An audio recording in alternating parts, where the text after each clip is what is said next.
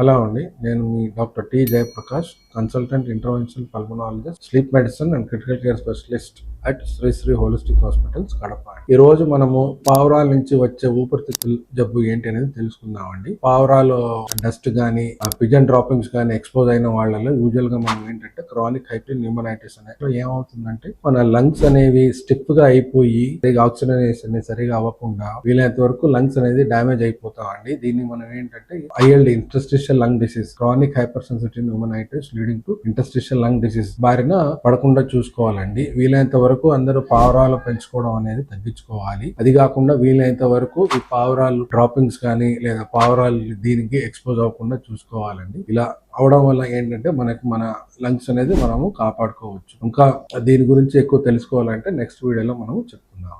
Thank you.